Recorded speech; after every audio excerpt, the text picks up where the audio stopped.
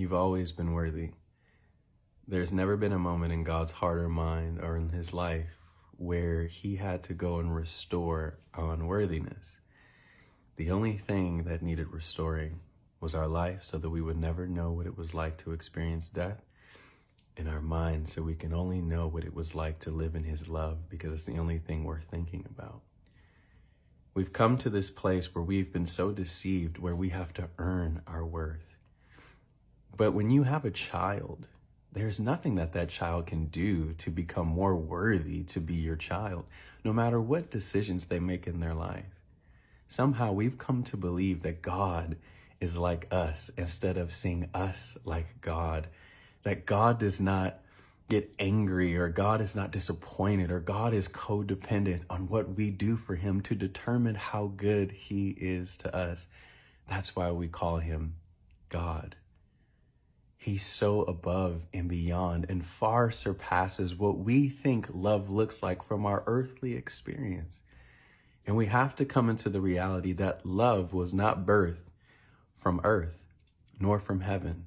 It was birthed from him. Before there was ever a heaven and an earth, there he was as love.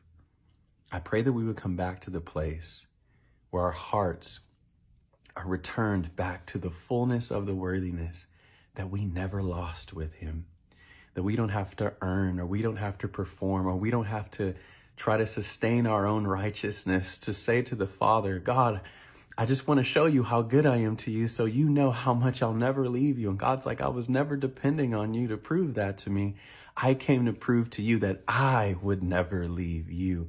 And because I'll never abandon you, that is the thing that keeps you. I pray that we would come into a place where we no longer are trying to fight for our worth. And I pray that we would no longer choose to validate our worth or to give the evidence of our worth. The only person who can tell us how worthy we are is the person who created us, and that's God. And I'm here to encourage you, to let you know that God has never changed his mind about how worthy you've always been. And I pray that we would live in the fullness of knowing that we've always been in God's heart. We've always been in God's life. And he's come back to remind us of what we were always worthy of, despite the decisions we've made.